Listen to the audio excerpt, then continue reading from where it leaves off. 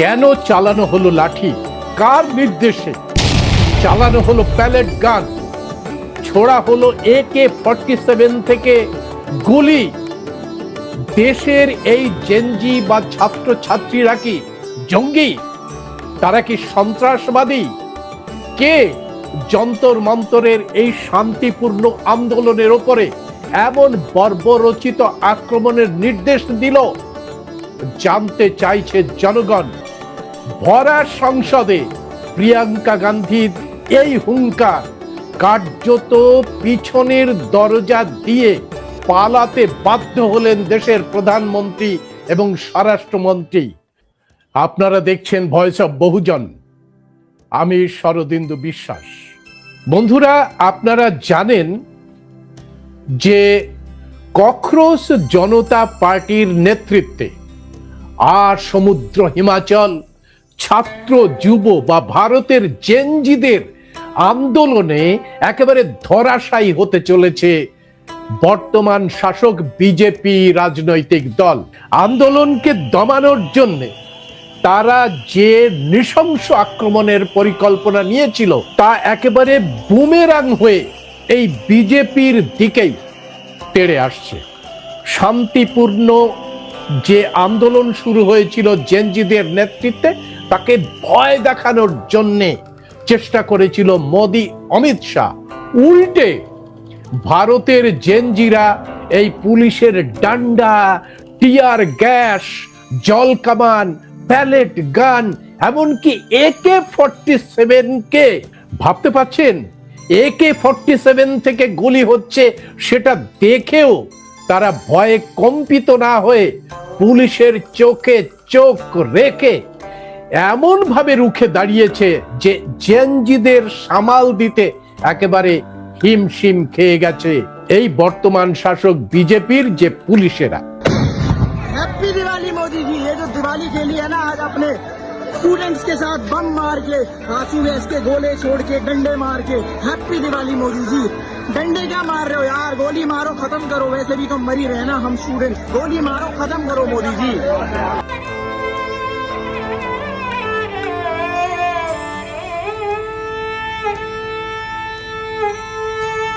ইতিমধ্যেই আপনারা খেয়াল করে দেখেছেন যে জেনজিদের এই আন্দোলনকে সমর্থনের জন্য সুপ্রিম কোর্টের এক ঝাঁক আইনজীবী তাদের সমর্থন দিয়েছে। সমর্থন দিচ্ছেন শিল্পী, সাহিত্যিক, বুদ্ধিজীবী, অভিনেতা, অভিনেত্রীরা। ছাত্র আন্দোলনকে আরো জোরদার করার জন্য ধেয়ে আসছে ভারতের কৃষকেরা। প্রতিটি রাজ্যের সাধারণ মানুষ নৈতিক সমর্থন দিয়েছে এই জেনজিদের। হাটে, বাজারে, চায়ের দোকানে একটু যদি কান পাতেন তাহলে শুনতে পারবেন ককরোচ জনতা পার্টির কথা। আন্দোলনের গ্রহণযোগ্যতা এমন ব্যাপকভাবে মানুষের কাছে চলে যাচ্ছে, আন্দোলন একেবারে ঘরে ঘরে যেভাবে ধুমাহিত হচ্ছে, সেটা দেখে কিন্তু ভয় পেয়ে গেছে বিজেপি। এই যে আন্দোলনের ব্যাপকতা যাতে আরো না বাড়ে, তার জন্যে অনেক দেরি হলেও পেপার লিকের জন্য ধর্মেন্দ্র প্রধানকে সরিয়ে দিতে বাধ্য হয়েছে বিজেপি সরকার। নৈতিক জয় হয়েছে ভারতের জেনজিদের, কিন্তু প্রশ্ন উঠেছে যে আন্দোলন দমানোর জন্যে যে পুলিশের নৃশংসতা, বর্বরচিত সন্ত্রাস কায়েম করেছিল বিজেপি, সেই সন্ত্রাস চালানোর জন্য কে নির্দেশ দিয়েছিল? আওয়াজ উঠছে যে এই শান্তিপূর্ণ আন্দোলনের ওপরে এমন নৃশংস আক্রমণের নির্দেশ দিল কে? কেন চালানো হলো লাঠি? কেন ব্যবহার করা হলো জল কামান? কেন দাগানো হলো কাঁদানে গ্যাসের ছেল? কেন পুলিশের পোশাকে নামিয়ে দেওয়া হলো RSS এর গুন্ডাদের? কেন পুলিশের পোশাক থেকে নেম প্লেট গুলো খুলে দেওয়া হলো? কেন প্রকাশ্যে চালানো হলো AK-47 রাইফেল? কেন দেশের ছাত্র ছাত্রীদের সন্ত্রাসবাদী হিসেবে টাঙিয়ে দেবার হুমকি দিল পীযূষ গোয়েল? শাসক দলের এই যে পীযূষ গোয়েল, কার নির্দেশে ছাত্রছাত্রীদের এভাবে খুন করার সাহস পেলেন? मेरा साफ मानना है कि हमें 2-3 कॉकरोचों को सरेआम लटका देना चाहिए ताकि इस कॉकरोच जनता पार्टी को असलियत का अंदाजा हो जाए कि हमारी ताकत क्या है और हम किस हद तक जा सकते हैं। जब ये लोग अपने 2-3 कॉकरोचों को इस तरह लटकते हुए देखेंगे तो इनका सारा हुरदंग शांत हो जाएगा और ये खुद ही अपना प्रदर्शन खत्म करके दुम दबाकर भाग जाएंगे। मेरा मोदी जी को यही सीधा मशवरा है कि वो बिना किसी हिचकिचाहट के बिल्कुल वही करे जो उन्होंने गुजरात में किया था। इन उपद्रवियों से निपटने का अब यही एक रास्ता बचा है। এই সমস্ত প্রশ্নের উত্তর দেবার জন্য প্রধানমন্ত্রী এবং স্বরাষ্ট্রমন্ত্রীকেই কিন্তু দায়িত্ব নিতে হবে, এবং এই জন্যই সারা দেশব্যাপী প্রশ্ন উঠছে যে প্রধানমন্ত্রী এবং স্বরাষ্ট্রমন্ত্রীকে এর জবাব দিতে হবে সংসদে এসে। আপনারা জানেন যে সংসদের বাদল অধিবেশনে এই আলোচনা শুরু হলে একেবারে হই হই হট্টগোল শুরু হয়ে যায়। প্রথম দিকে ওম বিড়লা এই আলোচনা একেবারেই করতে দিতে সম্মত হননি। তিনি বলছেন যে সরকারের পারমিশন লাগবে। তারপরে যখন আন্দোলন আরো ঘনীভূত হতে চলে তখন এই ওম বিড়লাই আলোচনার জন্য সম্মতি হন, কিন্তু আলোচনা শুরু হতেই একেবারে তুমুল হট্টগোল শুরু হয় সংসদে। বিরোধী নেতৃবৃন্দ যখন আক্রমণের যে এই যে নৃশংসতা তুলে ধরে মোদি অমিত শাহকে একেবারে কাঠগড়ায় দাঁড় করিয়ে দেয়, তখন আরো হট্টগোল বেঁধে যায়। প্রিয়াঙ্কা গান্ধী যখন গর্জে ওঠেন যে তাহলে এই নির্দেশ দিল কে? পুলিশ।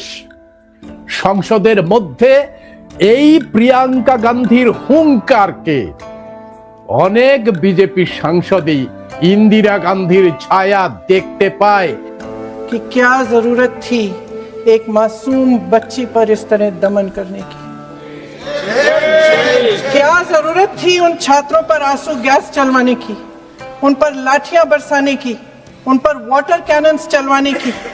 क्या जरूरत थी उन नौजवान लड़कियों को जलील करते हुए उनके कपड़े फाड़ने की, उनको बेरहमी से गंदी तरह पिटवाने की। देश के युवाओं पर पैलेट गन्स और AK-47 चलवाने की क्या आवश्यकता थी? क्या वे आतंकवादी थे? क्या आतंकवादी हैं? टेररिस्ट हैं? हाँ, कांग्रेस बोल रही है। हाँ, कांग्रेस बोल रही है। जवाब दीजिए, जवाब दीजिए। कांग्रेस बोल रही है, जवाब मांग रही है, जवाब दीजिए।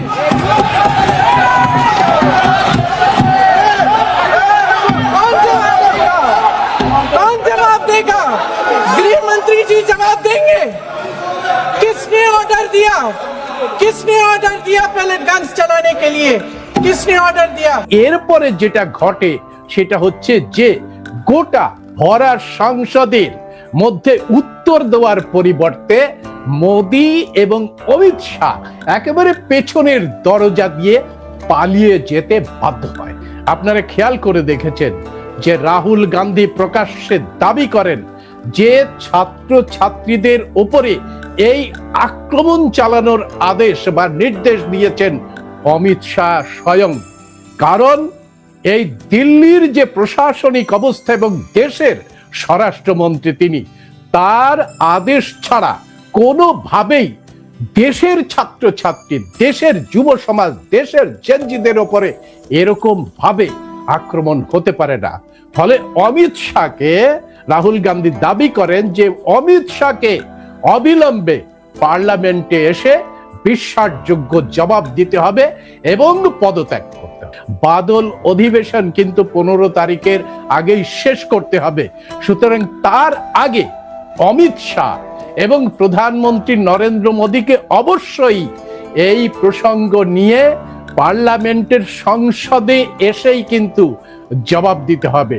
পার্লামেন্টের ভেতরে এবং বাইরে যখন এই বিপুল আক্রোশ অমিত শাহর পদত্যাগ দাবি করতে শুরু করে জনগণ, এই জেনজিদের সঙ্গে পাঙ্গা নেবার জন্য পার্লামেন্টে না এসে একেবারে গোপনে কোন একটা ডেরায় থেকে দেশের প্রধানমন্ত্রী তিনি ইনস্টাগ্রামে ভাবুন, এই ইনস্টাগ্রামে ককরোচ জনতা পার্টির সদস্য সংখ্যাকে ছাপিয়ে যাওয়ার জন্য তিনি জেনজিদের সঙ্গে পাঙ্গা নেবার জন্য ইনস্টাগ্রামে ভিডিও করতে শুরু করেন। কিন্তু তারপরে 3-4টে ভিডিও করার পরে এই জেনজিরা নয়, ভারতের সাধারণ ইউটিউবাররা নরেন্দ্র দামোদর দাস মোদীকে যে শিক্ষা দিয়েছেন, সেই শিক্ষাতে তিনি বুঝতে পেরেছেন যে তিনি ইনস্টাগ্রামে ভিডিওগ্রাফি করার জন্যও ওই টেলিপ্রম্পটার ব্যবহার করেন। তিনি যে অ্যাঙ্গেল ব্যবহার করেন সেই অ্যাঙ্গেল পর্যন্ত ভুল অ্যাঙ্গেল, সেটাও একেবারে মিমিক্রি করে দেশের যে জেনজি তারা বুঝিয়ে দিয়েছেন। যে অমিত শাহ সে প্রকাশ্যে আসতে সাহস পাচ্ছে না, সংসদে আসছেন কিন্তু সদনে আসতে সাহস পাচ্ছেন না, সংসদে এসে অন্য মিটিং ফিটিং করছেন কিন্তু সদনে এসে জবাব দেবার সাহস পাচ্ছে না। মোদি জেনজিদের সাথে সংযোগ করার জন্য যে ইনস্টাগ্রাম ব্যবহার করেছিল তার ফল হয়েছে উল্টো। ইতিমধ্যেই উপনির্বাচনগুলোতে একেবারে ধরাশায়ী হয়ে পড়ছে বিজেপি। বিজেপিকে যে একেবারে গোড়া ধরে জেনজিরা ঝাঁকুনি দিয়ে ফেলেছে তার আভাস পাওয়া যাচ্ছে আরএসএস কর্তা মোহন ভাগবত আসরে নামতে চলেছেন। মোহন ভাগবত জেনজিদের সঙ্গে যোগাযোগ করার চেষ্টা করছেন। কি ভয়ঙ্কর অবস্থা দেখুন। মোহন ভাগবত কি বুঝিয়ে দিল না জেনজিদের এই আন্দোলনের আবহে যে তোমরা অপদার্থ, তোমাদের দ্বারা ভারতের জনগণকে সামলানো সম্ভব নয়। এবং তিনি বুঝিয়ে দিচ্ছেন যে বিজেপি নামক যে রাজনৈতিক দলটি আছে সেটি হচ্ছে আরএসএস এর দ্বারা পরিচালিত, তাদের দ্বারা একটি পুতুল। অদৃশ্যভাবে এই আরএসএস এর হাতেই রয়েছে বিজেপির জীবন কাঠি, মরণ কাঠি বা চালিকা শক্তি। জেনজিরা কিন্তু মোহন ভগবতের এই যে আগ বাড়িয়ে মাতুব্বরিকে একেবারেই ভালো চোখে নেয়নি। তারা প্রশ্ন তুলছেন, কে এই মোহন ভাগবত? তিনি কি দেশের যে সরকার আছে সেই সরকারের কোন দায়িত্বশীল ব্যক্তি? তিনি কি প্রধানমন্ত্রী? তিনি কি স্বরাষ্ট্রমন্ত্রী? তিনি কি রাষ্ট্রপতি? তিনি তো আরএসএস এর সংঘ চালক। এই যে আরএসএস, তার ব্যাকগ্রাউন্ড কি? এরা কি স্বাধীনতা আন্দোলনে কোন ধরনের ভূমিকা নিয়েছিল? এদের ভূমিকা কি ছিল? ইংরেজদের বিরুদ্ধে ভারতের স্বাধীনতা আন্দোলনে এদের ভূমিকা কি? সেই প্রশ্ন তুলেছে জেনজিরা। তারা প্রশ্ন তুলেছে যে এরা কি ভারতবর্ষের থেকে ভারতের আইন অনুসারে আরএসএস যে সংঘটি আছে তাকে রেজিস্ট্রেশন করেছে? এরা কি ভারতের আইন অনুসারে ভারত রাষ্ট্রকে ট্যাক্স পে করে? যদি এই সমস্ত প্রশ্নের উত্তর নেতিবাচক হয় তবে মোহন ভগবতের মতো এরকম একটি মানুষের সাথে দেশ বিরোধী, সংবিধান বিরোধী, আইন বিরোধী মানুষের সাথে জেনজিরা আলোচনায় বসবে কেন? এই বলে জেনজিরা কিন্তু মোহন ভগবতের এই উপর চালাকি, উপর মাতব্বরি একেবারেই খারিজ করে দিয়েছে। বন্ধুরা, এবার বুঝতে পারছেন যে দেশব্যাপী এই যে জনজাগরণ, গণ আন্দোলনের ঢেউ সামাল দেবার মতো আর কোনো উপায় বিজেপির সামনে খোলা নেই। মানুষ কিন্তু বুঝে গেছে যে মোদির হাতে দেশ আর কোনোভাবে নিরাপদ নয়। সে আমেরিকা, ইসরায়েলের আজ্ঞাবহ দাস। এর আগে আপনারা দেখেছেন যে সিন্দুর খেলার পরে যে যুদ্ধ খেলা হয়, সেই যুদ্ধের বন্ধ করে দিয়েছিলেন ডোনাল্ড ট্রাম্প, এবং ডোনাল্ড ট্রাম্প প্রকাশ্যে বলেছিলেন যে আমি উচ্চ পর্যায়ের কমিটির সঙ্গে, দুই দেশের উচ্চ পর্যায়ের কমিটির সঙ্গে বৈঠক করে এইটা সিজ ফায়ারটা করেছে, আমি করেছি। ডোনাল্ড ট্রাম্প তার টুইটারে দেখেছেন, সবাই দেখে ফেলেছে।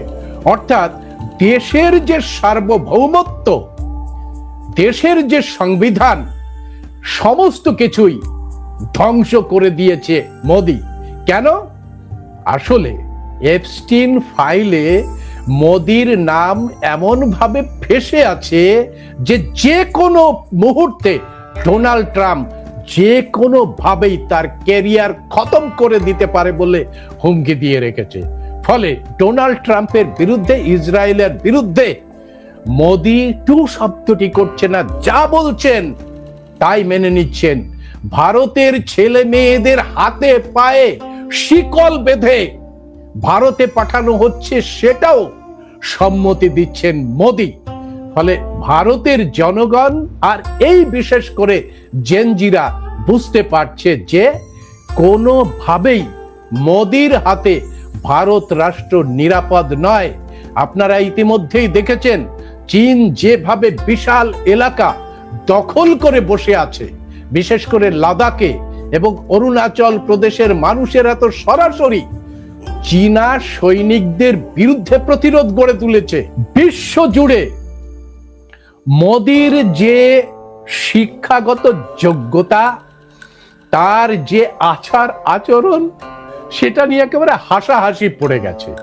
সুতরাং বন্ধুরা, এরা জুমলা, মিথ্যাচার, এই মন্দির লুট, ব্যাংক লুট, দেশের সম্পদ লুট, জল জঙ্গল লুট এবং দেশের মধ্যে মারামারি, দাঙ্গা, ধর্ষণ এবং দেশের মানুষকে চরম অস্থিরতা, অশান্তি আর নির্যাতন করা ছাড়া এরা কিছু দিতে পারেনি। চুরি করাই হচ্ছে এদের লক্ষ্য। ভারতের মানুষ তাই তার নিজের দেশে এরকম চোরদের আর কেন্দ্রের ক্ষমতায় দেখতে চাইছে না। তাই আসমুদ্র হিমাচল ব্যাপী আওয়াজ উঠছে, বিজেপি হটাও, মোদি হটাও, অমিত শাহ হটাও, দেশ বাঁচাও। বিদায় ঘন্টা বেজে গেছে। ভারতের জনগণ এই অশিক্ষিত, আনপড়, স্বঘোষিত বিশ্ব ঢপের গুরুর মূর্তি ভেঙে ফেলার জন্য তার ঠ্যাঙে দড়ি বেঁধে ফেলেছে। কাছি ধরে টান মারার সময় আসন্ন। এখন খান খান হতে চলেছে এই যে জুমলা বাজি ভারত বিরোধী রাজার দম্ভ।